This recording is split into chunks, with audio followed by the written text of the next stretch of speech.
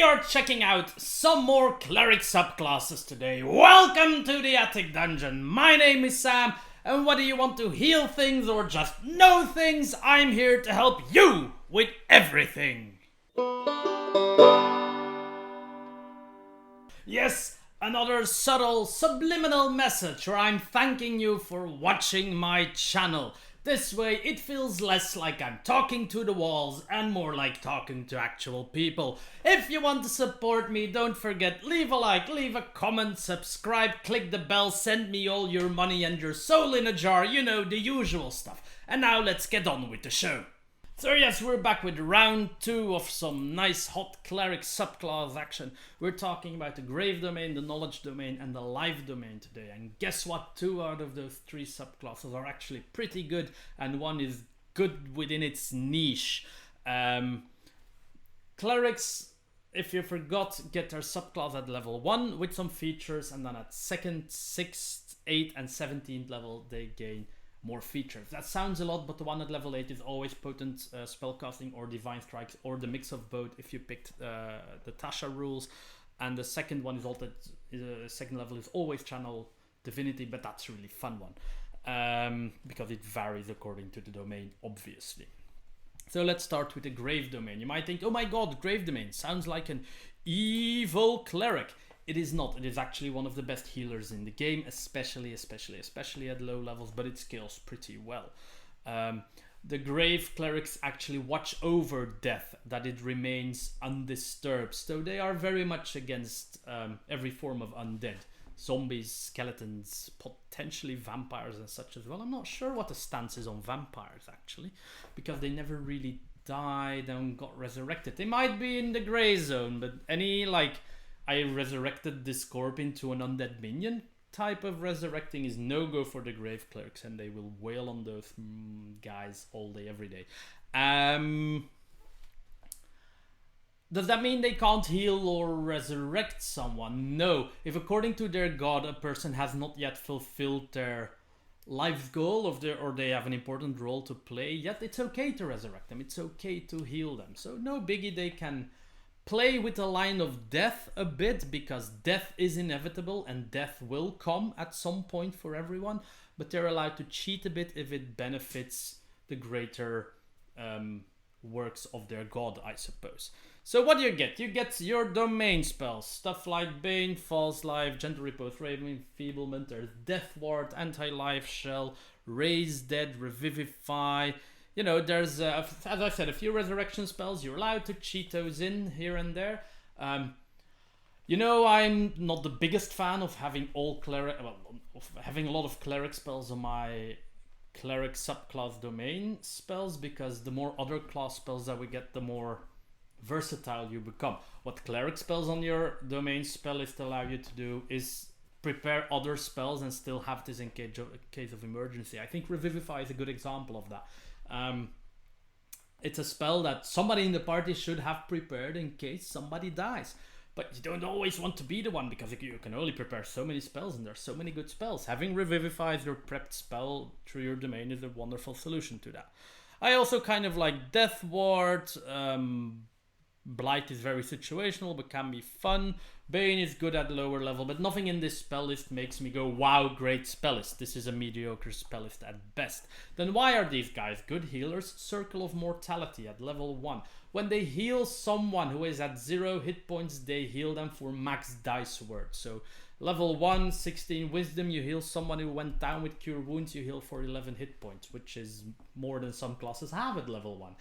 You heal with healing word, you'll heal for the full 7. At range, bonus action, you know, that's all really good stuff. If you want to, I've explained before that healing somebody when they're down is an excellent option, because you create turns, and it, in a lot of cases, it's better than healing somebody who's still standing upright.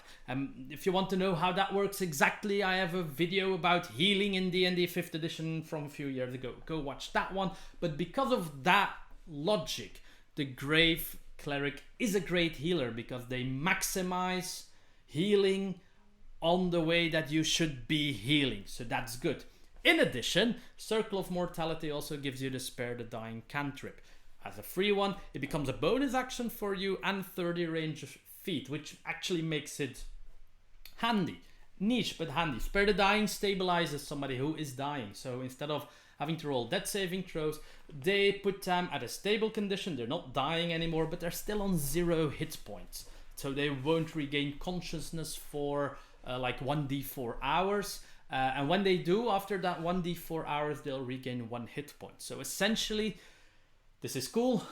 If somebody dies in fight, you don't have to roll any saving throws anymore, except if they receive damage. It's a nice way to save some people, but you can also heal them and get them back up. But you know, maybe you can't at that moment. Maybe there's some healing prevention going on. This would still work because you're not healing anyone. Yeah, so that's that. At level 1, oh yeah, you also get Eyes of the Grave, which is kind of like a detect undead. Like the paladins have a detect fiend, celestial, what have you feature. This is pretty much the same. You can detect any undead within 60 feet. It's not a whole lot, of course, but you don't know anything about them or what they can do. You just know that they're there. You can do this a bunch of times equal to your wisdom modifier. Level 2, oh yes, Channel Divinity, Path to the Grave. I actually like this one. It requires a bit of setup, I suppose. Basically, you curse someone as an action with your Path to the Grave Channel Divinity, and whoever attacks the creature next and hits, I think, let me check. Yeah, hits the cursed creature with an attack. So that would imply an attack roll, not saving spells, I think. The creature has vulnerability to all of that attack's damage, so you'll basically deal double damage. Rogues will adore this. If they can sneak attack a Path to the Grave enemy, that is going to be a lot of damage. If they would happen to critical hit, it's going to be disgusting. And there's a few other like spells with an attack roll that are basically large packets of damage attached to a spell slot and on attack roll are also going to love this. Guiding Bolt, for example, will profit from Path to the Grave. So this is a nice enabler. The Grave Cleric, again, cheating the way to death a little bit by accelerating it for some people. At level 6, you gain Sentinel at Death's Door, which basically means that as a reaction, you can cancel a critical hit on anyone within 30 feet of you. You can once again use it a number of times equal to your wisdom modifier. It resets on a long rest. This is a decent ability. Cheating your dungeon master out of critical hits can really swing a battle. So this is good. You'll get this at least 3 to 5 times per day. It's not like your dungeon master is going to crit all day every day, I hope for you. But when it happens, you'll be there to cancel out the critical hits. And even better, you just turn it into a normal hit. So it's not that the dungeon master has to re-roll. So it will still be a hit. It doesn't mean that he has to re-roll and he might miss, but then again, he also can't re-roll and roll another crit. So you just turn a crit into a normal hit and save people. Normally this one gets potent spellcasting, so you add your wisdom modifier to your cleric cantrips, UP for you. And then at level 17 you have Keeper of Souls, which basically allows you that when something dies, you can take a sliver of their soul and use it to heal one of the allies around you. I have to check. Oh yeah, they regain hit points equal to the number of hit dice the enemy has, which at this point, we're level 17 here, will be a fairly large number, especially if you see that this costs no resource. You can just do this once per turn, period. It doesn't cost your reaction either. So every turn when something dies, you can just kind of sculpt some soul into hit points for one of your allies, which is a pretty nice way of healing passively. And it's a fixed number, of course, so you won't benefit from your level 1 feature, but it's a fixed number and it's free. It costs no resources. Only rule is you can't do it if you're incapacitated, because you have to kind of like bend the soul energy into your target, I guess. How do I rate the Grave Cleric? Pretty good in general. Being able to block out crits, doing max healing on down targets, those are really good things for a cleric to do. If the spellist was better, I'd rate him higher, but even at this point, this is like a very solid cleric subclass. If the spellist was better, it would be among the best. But this, an excellent healer, one of the best in the games. In the game. Maybe in other games as well, who knows. So let's talk about the knowledge domain next. Knowledge clerics basically worship a god of knowledge, whether that god wants to hoard knowledge, share knowledge, or find enough knowledge. That's all good. So there's a bit of flexibility in the motif of your cleric to be out in the world, but they want to find knowledge. The knowledge cleric is less combat oriented than some of the other cleric subclasses. Is also less supporty cast oriented. They have a few good crowd control spells, and they are very good at skill rolls. This is basically the skill monkey of the cleric class, which makes it a cleric that is better suited for exploration than for combat, while still having the full range of cleric spells, of course, that allow you to deal fine with combat. But don't expect this subclass to increase your combat potential as exponentially as, for example, the Forge Cleric or the Tempest Cleric do. Just a minor heads up beforehand. You'll see it immediately when we look at the spell list, where you have stuff like Identify, Augury, Non-Detection, Speak with Dead. Those are all information gathering spells. A lot of fun. Your Dungeon Master might hit you at some point. Luckily, there's also spells like Command, Suggestion, and Confusion. And then at 9th level you get Legend Lore and Scrying. So the highest level that you get for your subclass, no combat utility whatsoever. It's all outside of combat information gathering, which gives you a great idea of how this cleric works. The list is not bad. There are spells on there that you don't get as a cleric. Identify, Suggestion, because Command is a cleric spell, but Suggestion is not. And Suggestion can be really strong, so gaining this spell is actually not bad at all. But other than that, it's mainly exploration, divination stuff. Part of your level 1 package is also that you gain 2 languages.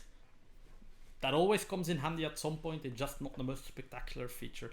And you become proficient in 2 of the following skills: Arcana, History, Nature, or Religion. Some of these, I think it's just Religion and History, are also cleric skills. So keep this in mind when picking your proficiencies as a cleric on level 1, so that you don't overlap. But hey, more skills are always good. Skill rolls should be used more than they sometimes are. The good stuff here is that the skills that you get from this feature, you gain double proficiency. So basically it's expertise, but they don't tell you that without calling it expertise. It's a bit weird. So there's 2 skills in which you are going to be really good. Your Channel Divinity at level 2, as an action you can choose a skill or tool, and for the next 10 minutes you'll be proficient with this. A bit niche. I think it's too sad that it's an action. Bonus action would have been fine. Then it might have a use in combat, which it really doesn't. But if there's some crucial skill roll that you're encountering and you're not proficient in it, this might fix it. But you can already smell the niche application of something like this, because it's also just you. You can't increase the proficiencies of those around you. But still, you're a flexible skill monkey. Any skill you don't have, you will have for the next 10 minutes. You have a second Channel Divinity, which allows you to read thoughts. Any creature within 60 feet of you has to make a wisdom save. If they fail, you can read their surface thoughts for the next, 60 minutes or something. If they succeed, you can't use the feature again on them for 24 hours, because obviously as we go on you get multiple uses of Channel Divinity and you can't just spam it until you break their mind. The good part, the better part, reading thoughts can be really handy, but the very good part here, that if they fail the throw and you can read their thoughts, you can also end the effect to cast the Suggestion spell on them, and they will automatically fail the throw, and you don't have to expend the spell slot. So basically your Channel Divinity is 2 extra castings of Suggestion, and I suppose that's why it's this one should be an action, obviously, because you're casting Suggestion. The other one should still be a bonus action in my head, but this is actually pretty good. You can read some thoughts and then you get to do Suggestion on them, which is really, really good. The effect only lasts for 1 minute, not 1 hour, but this is actually applicable in combat. read some thoughts and then just smack him with suggestion. Though it has to be said that doing the suggestion bit requires another action, so that would be 2 turns, but you don't spend the spell slot. So if you're scraping by for spell slots, this might actually be a good way to save one. Level 8 potent spellcasting, add your wisdom to your cleric cantrips. And then level 17 is a lot of explanation. I'm going to keep it short. It's called Visions of the Past. Basically, you can touch an object and focus, or attune to a location and focus, and you will learn a lot of information about the object the longer that you focus. Who's been holding it, what kind of major events have been happening at this location. You basically get a history of the place or item that you're investigating, and it spans days. I know the one for location, it's like per minute that you focus, you get an extra day of major events that happened, stuff that went on here.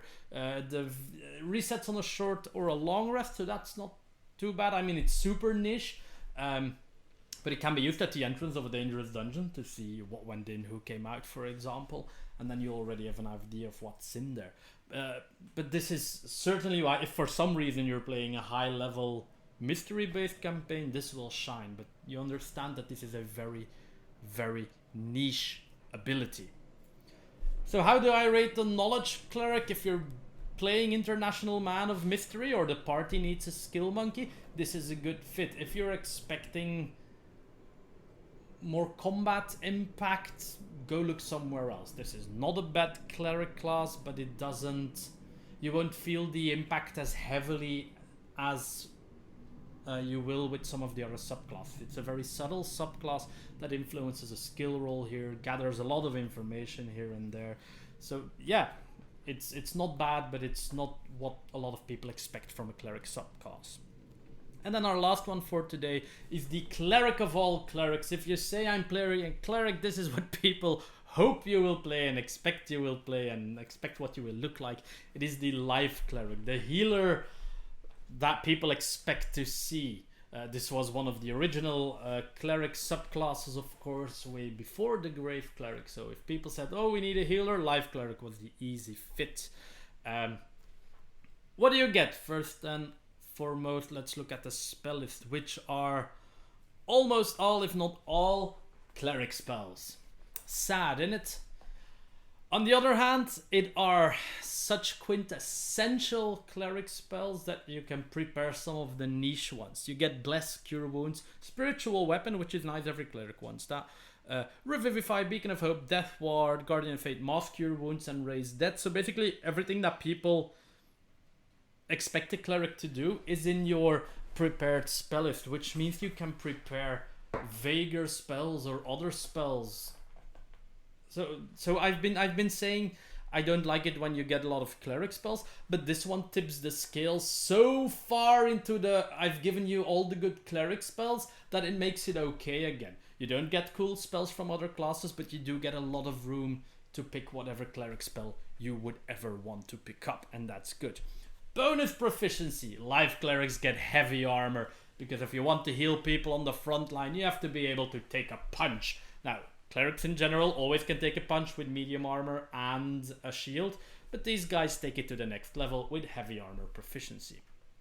Then at level 1 you also gain Disciple of Life. If you heal someone, you will always heal them for whatever you roll, +2 plus the spell's level. So that if you have a 16 wisdom, which I will always assume now that we have Tasha's something rules, you will always heal like 7 extra on a level 1 healing word. That's not bad. That includes your 3 from wisdom and then 6 extra, and that's not bad because you're rolling a d4.